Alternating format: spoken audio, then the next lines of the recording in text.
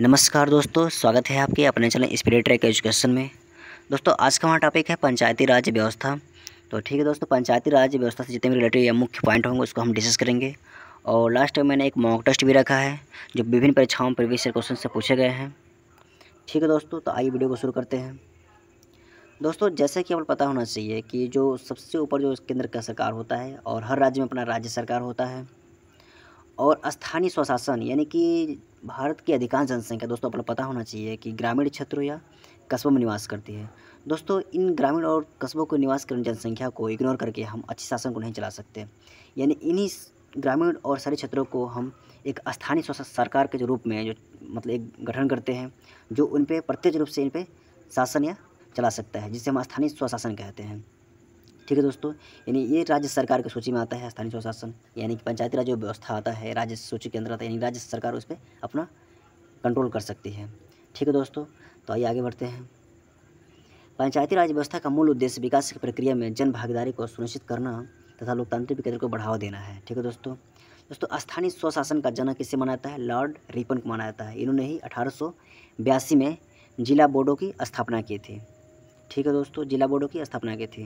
दोस्तों इसके पहले भी 1793 ईस्वी में लॉर्ड कॉर्नवालिस ने भी कॉर्नवालिस कोड की स्थापना की थी और अस्थायी बंदोबस्त का स्टार्ट किया था, लेकिन वो एक जमींदारी मतलब वो कर वसूलने की प्रथा थी। ठीक है दोस्तों, लेकिन स्थानीय स्वशासन का जनक किसे माना जाता है? लॉर्ड रिपन, जो एक स्थानीय स्वशासन का पहला कदम उठाया गया था। ठीक है दोस्तों ग्राम स्वराज के जो मेन पक्षधर थे महात्मा गांधी, जिनका एक स्थानीय जो स्वशासन के घोर समर्थक माने जाते हैं। ठीक है दोस्तों, महात्मा गांधी, उन्होंने क्या कहा था? सच्चा लोकतंत्र केंद्र में बैठकर राज्य चलाने वाला नहीं होता, अपितु यह गांव के प्रत्येक व्यक्ति को सहयोग से चलता है। ठीक है दोस्तों, यानी महात्मा गांधी को पता था कि भारत की अधिकांश जनसंख्या आत्मा जो भारत की आत्मा होती है गाँव में बसती है, इसलिए हम इसे गाँव को प्रत्यक्ष रूप से लोकतांत्रिक विकेंद्रीकरण के माध्यम से इसको गाँव को जोड़ना चाहिए हमको। ये महात्मा गांधी का सपना था। दोस्तों इन्हीं सब सपनों को देखते हुए संविधान सभा ने इसको संविधान सभा बल दिया गया, लेकिन डॉक्टर भीमराव अम्बेडकर इसके पक्ष में नहीं थे। ठीक है दोस्तों, महात्मा गांधी के दबाव के अनुसार राज्य के नीति निर्देशक तत्व में राज्य के नीति सिद्धांत में अनुच्छेद 40 में यह लिखा गया कि हर राज्य अपना एक पंचायत का गठन करेगी, ग्राम पंचायत का। ठीक है दोस्तों, अनुच्छेद 40 में ये बस लिख दिया गया। हालांकि उस समय अभी ये ग्राम पंचायत या पंचायती राज व्यवस्था स्टार्ट नहीं हुआ था, बस ये राज्यों को अपना गठन के प्रावधान दिया गया था। सर्वप्रथम इसको कदम आज़ादी के बाद से सर्वप्रथम पंडित जवाहरलाल नेहरू की सरकार ने इस पर कदम उठाया और जवाहरलाल नेहरू ग्रामीण विकास के लिए एक प्रोग्राम चलाया, जिसे हम 2 अक्टूबर 1952 को समुदाय विकास कार्यक्रम चलाए थे। ठीक है, उसके बाद 2 अक्टूबर 1953 को राष्ट्रीय प्रसार सेवा। दोस्तों ये पंचायती राज व्यवस्था का आज़ादी के बाद से प्रयास किया जा रहा था। ठीक है दोस्तों, इसके बाद से क्या हुआ, लेकिन ये दोनों व्यवस्थाएँ जो है फेल कर गई, इतना सक्सेसफुल नहीं रहा। दोस्तों इसके बाद से सरकार ने बलवंत राय मेहता समिति की इस पर सिफारिश की, यानी कि बलवंत राय मेहता जो 1957 में जो बलवंत राय समिति है, तो बलवंत राय मेहता ने अपनी समिति की रिपोर्ट प्रस्तुत की। ठीक है दोस्तों, उनके अनुसार 3 स्तरीय पंचायत को रखा गया। ग्राम पंचायत, ग्राम स्तर पे ग्राम पंचायत, और ब्लॉक स्तर पे यानी प्रखंड स्तर पे पंचायत समिति या क्षेत्र पंचायत, और जिला स्तर पे जिला परिषद या जिला पंचायत। ठीक है दोस्तों, यानी भारत सरकार ने यानी 1957 के बाद से फिर 1959 में 2 अक्टूबर 1959 को पंचायती राज व्यवस्था अपनाने वाला पहला राज्य बना राजस्थान का नागौर जिला। उसके बाद से 11 अक्टूबर 1959 को पंडित जवाहरलाल नेहरू ने आंध्र प्रदेश राज्य में पंचायती राज्य का प्रारंभ किया। ठीक है दोस्तों क्या हुआ, ये अभी बस राज्यों को निर्देश दिया गया कि वो हर राज्य में अपना पंचायती राज व्यवस्था को अपनाएं। हालांकि अभी ये संवैधानिक रूप से दर्ज नहीं किए थे, यानी संविधान में इसका कोई मेंशन नहीं किया गया था, इस संविधान के लिए इससे कोई प्रावधान नहीं बने थे। दोस्तों संविधान के लिए इसमें प्रावधान के लिए बहुत सारी समितियाँ बनी, अभी आगे डिस्कस करेंगे हम। दोस्तों उसके बाद अशोक मेहता समिति आई 1977 में। उनके अनुसार 2 स्तरीय पंचायत राज व्यवस्था का मॉडल का सुझाव दिया गया, यानी ब्लॉक स्तर पर मंडल पंचायत और जिला स्तर पर जिला परिषद। ठीक है दोस्तों, और ग्राम न्यायालय के गठन का सुझाव दिया गया और SC को आरक्षण देने का भी सुझाव गया। दोस्तों इसके बाद से 1985 में GV राव समिति, और उसके बाद से 1986 में दोस्तों ये इंपॉर्टेंट है LM सिंघवी समिति। दोस्तों 1986 में LM सिंघवी समिति ये वेरी इंपॉर्टेंट है, क्योंकि संविधान में जो पंचायती राज मेंशन करने की जो पहले स्टार्ट हुई थी LM सिंघवी समिति से ही स्टार्ट हुई थी। यानी पंचायती राज व्यवस्था को संवैधानिक दर्जा देने का सुझाव जो स्टार्ट हुआ था LM सिंघवी समिति के बाद हुआ था, और त्रिस्तरीय पंचायती राज व्यवस्था का सुझाव दिए थे। और उसके बाद ग्राम न्यायालय के गठन का सुझाव और राज्य चुनाव आयोग के गठन का सुझाव। ठीक है दोस्तों, उसके बाद से एलएम समिति क्वेश्चन पूछा है किससे जुड़ा हुआ है, तो संवैधानिक पंचायती राज्य को संवैधानिक दर्जा देने के से जुड़ा हुआ है। ठीक है दोस्तों, उसके बाद से पीके थुंगन समिति, ये भी पंचायती राज्यों को संवैधानिक दर्जा देने से ही जुड़ा हुआ है। ये 1989 में आया था।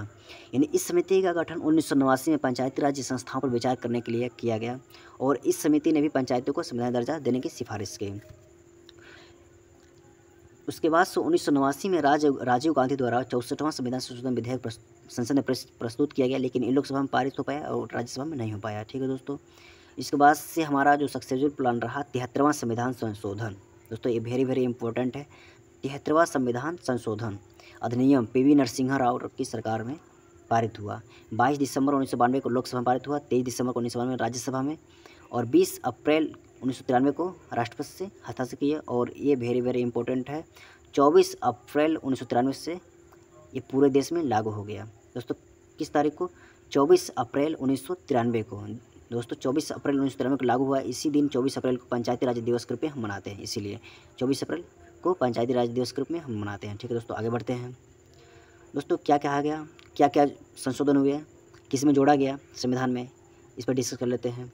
दोस्तों 73वां संविधान संशोधन अधिनियम है ये पंचायती राज, और इसमें भाग 9 और अनुसूची 11, भाग 9 और अनुसूची 11 में इसको जोड़ा गया है। भाग 9, देखो दोस्तों भाग पूछे तो 9, अनुसूची पूछे तो 11। ठीक है दोस्तों, और आर्टिकल पूछे किस में, तो 243 से लेकर 243 ओ तक, 243 से लेकर 243 ओ तक, 243 से लेकर 243 ओ तक, यानी 243 A B C D E F G तक, कहाँ तक? ओ तक। ठीक है दोस्तों, 243 से 243 ओ तक। ठीक है दोस्तों, इसमें 29 विषय दिए गए। दोस्तों इसमें कितने विषय दिए गए? 29 विषय दिए गए। दोस्तों पंचायती राज्य को किस में रखा जाता है? राज्य सूची में रखा जाता है। इसमें 29 विषय दिए गए। पंचायती राज्य के त्रिस्तरीय पंचायत के ढांचे का प्रावधान किया गया और ग्राम पंचायत राज्य व्यवस्था के राज्य संस्था के 1/3 महिलाओं को आरक्षण की व्यवस्था की गई।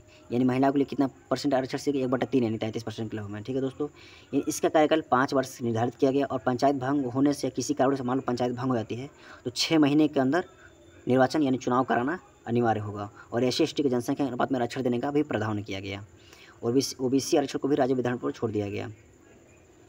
दोस्तों इसके बाद से हर गांव में ग्राम सभा का गठन किया गया, यानी गांव लेवल पे ग्राम सभा का अब गठन किया गया। आइए दोस्तों आप ग्राम सभा त्रिस्तरीय पंचायत, दोस्तों यहाँ से हम पढ़ते हैं त्रिस्तरीय पंचायत का गठन किस प्रकार किया गया संविधान के जो संशोधन लागू होने के बाद से। दोस्तों पंचायती राज्य व्यवस्था यानी कि संविधान संशोधन 1992 के बाद पंचायती त्रिस्तरीय पंचायत को अपनाया गया।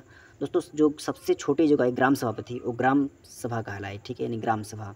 उसके बाद से ब्लॉक स्तर पे क्या कहलाई? पंचायत समिति यानी क्षेत्र पंचायत दूसरा। और तीसरा क्या हुई? जिला स्तर पे जिला पंचायत। ठीक है दोस्तों, जिला स्तर पे जिला।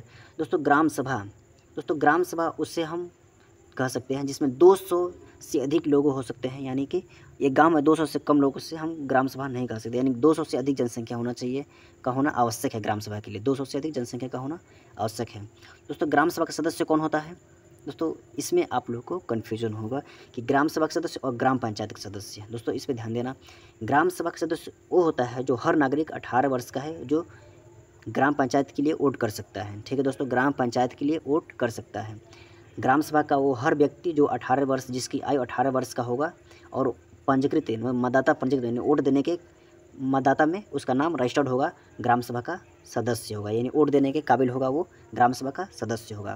दोस्तों ग्राम पंचायत का सदस्य कौन होगा?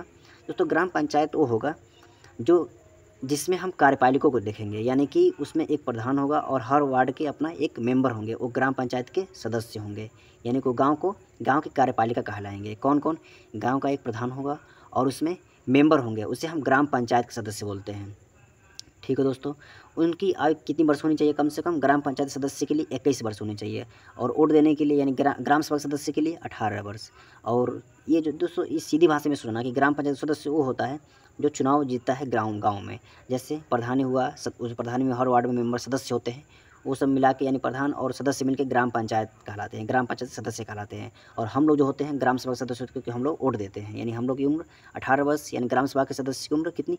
18 वर्ष। और ग्राम पंचायत के सदस्य की उम्र 21 वर्ष, यानी कि प्रधान और सदस्य ग्राम पंचायत के सदस्य होते हैं। दोस्तों उत्तर प्रदेश में इसमें एक ग्राम पंचायत में कितने सदस्य हो सकते हैं? कम से कम 9 से 9 से 15 वार्ड बन सकते हैं। ठीक है दोस्तों, 9 से 15 वार्ड बनाए जा सकते हैं मिनिमम 9 और मैक्सिमम 15।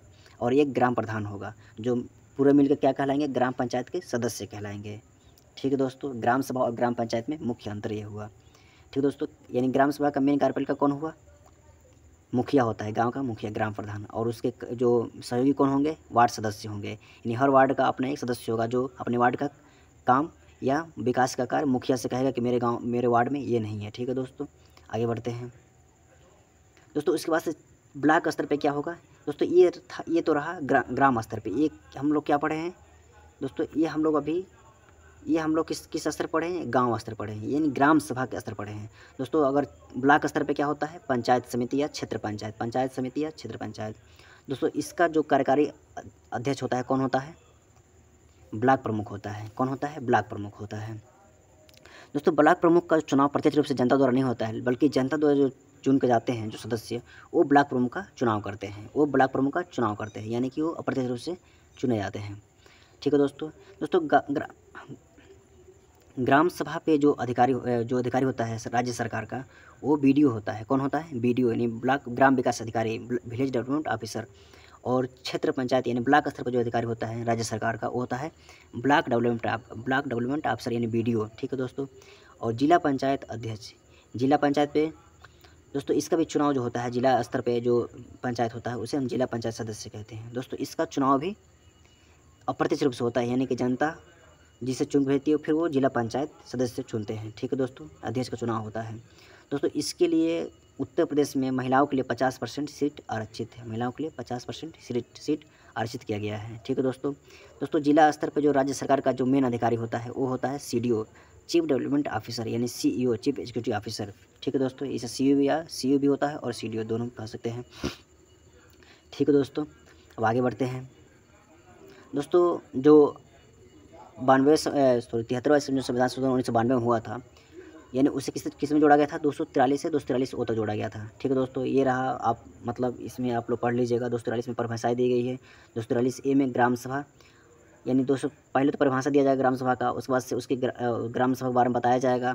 फिर 243B में ग्राम पंचायत गठन, और C से कंस्ट्रक्शन, यानी कि इस तरह से आप रिलेट करके याद कर सकते हैं। 243C से कंस्ट्रक्शन यानी पंचायतों की संरचना, और D से डिजर्व, यानी D से 243D से डिजर्व यानी आरक्षण। इस तरह से मतलब आप रिलेट करके, मतलब इस तरह से हो सकता है परीक्षा में डीपली पूछा जाएगा, तो आप बहुत आसानी से कर सकते हैं।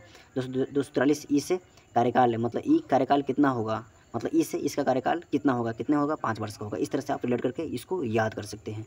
और F में न्यूनतम आयु 21 वर्ष होगी सदस्यों की। ये पंचायती सदस्यों का मतलब होगा 21 वर्ष। ठीक है। ग्राम सभा का नहीं, ग्राम सभा जो वोट देंगे वो ग्राम सभा सदस्य कहलाएंगे, उनकी उम्र 18 वर्ष। और जो चुनाव लड़ेंगे, यानी जो प्रधान होगा और जो उसके सदस्य होंगे, वो ग्राम पंचायत के सदस्य कहलाएंगे, उनकी उम्र 21 वर्ष। ठीक है दोस्तों, उसके बाद ये सब चीज़ें हैं जो GHI पूरा आप लोग पढ़ लीजिएगा। ठीक है दोस्तों, ये पूरा आप लोग कवर कर लीजिएगा। आगे बढ़ते हैं दोस्तों। अब हम शुरू करते हैं प्रीवियस ईयर क्वेश्चन विभिन्न, इससे रिलेटेड कौन कौन से क्वेश्चन पूछे गए हैं इसको हम कवर कर लेते हैं, देख लेते हैं कितना हमारा टॉपिक क्लियर हुआ है। ठीक है दोस्तों 73वां संविधान संबंधित किससे संबंधित है दोस्तों, पंचायती राज प्रणाली से। ठीक है दोस्तों, 73वें संविधान संशोधन 11वीं अनुसूची में पंचायती राज संस्थाओं को कितने कार्य सौंपे गए हैं, 29 विषय दिए गए हैं। ठीक है दोस्तों किस 11वीं अनुसूची में अगर भाग पूछे किस भाग में जोड़ा गया, तो भाग 9 और एक अनुसूची 11। 73वें संविधान संशोधन के अनुसार पंचायती राज व्यवस्था में अध्यक्ष के कम से कम कितने पद महिलाओं के लिए आरक्षित किए गए हैं, कम से कम कितने, 1/3। ठीक है दोस्तों, कम से कम 1/3। पंचायत के गठन के उपरांत में से कौन सी समय अवधि नए चुनाव कराने के हेतु सही है, कितने समय, 6 माह के अंदर। ठीक है दोस्तों, 6 माह के अंदर। पंचायती राज व्यवस्था सर्वप्रथम प्रस्तुत किया गया राजस्थान के नागौर जिले में। ठीक है दोस्तों, निम्नलिखित में से कौन पंचायती राज संस्था नहीं है दोस्तों, कौन नहीं है दोस्तों, ग्राम स्तर पे ग्राम पंचायत, ब्लॉक स्तर पे यानी क्षेत्र स्तर पे पंचायत समिति, और जिला स्तर पे जिला परिषद या जिला पंचायत। दोस्तों ये नगर परिषद नहीं होता है, नगर परिषद नगर पालिका में आता है दोस्तों। नगर निकाय में सबसे छोटी इकाई क्या होती है, नगर पंचायत होती है। फिर उसके बाद से नगर पालिका होता है। फिर नगर स्तर पर सबसे बड़ा इकाई क्या होता है, नगर निगम होता है, यानी नगर पंचायत, नगर पालिका और नगर निगम। ठीक है दोस्तों, ये अलग पॉइंट है, तो कौन नहीं है, ये D सही हो जाएगा। आगे बढ़ते हैं।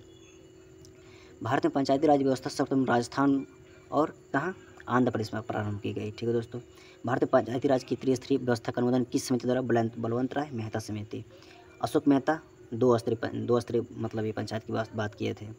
ठीक है दोस्तों, ग्राम सभा का ब्रैकेट क्या है, ग्राम सभा का अभिप्राय माने ग्राम सभा यानी गांव में जो लोग रहेंगे, जो वोट देने के काबिल रहेंगे, वो ग्राम सभा के सदस्य कहलाएंगे। जो यानी हम लोग जो वोट देने के ग्राम में काबिल हैं, ग्राम सभा के सदस्य कहलाएंगे। और ग्राम पंचायत के सदस्य जो गाँव का वार्ड मेंबर होगा और जो प्रधान होगा ग्राम पंचायत सदस्य कहलाएगा। ठीक है, यानी ग्राम सभा का मतलब ग्राम सभा के पंचायत क्षेत्र के निर्वाचक नामावली में पंजीकृत लोग। ठीक है दोस्तों, भारत में सही मामले में स्थानीय शासन का जन्म किसे मानता है? लॉर्ड रिपन को माना था 1882 में। भारत की पंचायती राज व्यवस्था का वास्तुकार शिल्पकार कौन थे दोस्तों? कौन थे? बलवंत राय मेहता थे। ठीक है दोस्तों आज का वीडियो हमारा कंप्लीट होता है। दोस्तों अगर वीडियो अच्छा लगा तो प्लीज़ यार चैनल को सब्सक्राइब कर देना, लाइक कर देना। ठीक है दोस्तों, धन्यवाद। मिलते हैं नेक्स्ट वीडियो में।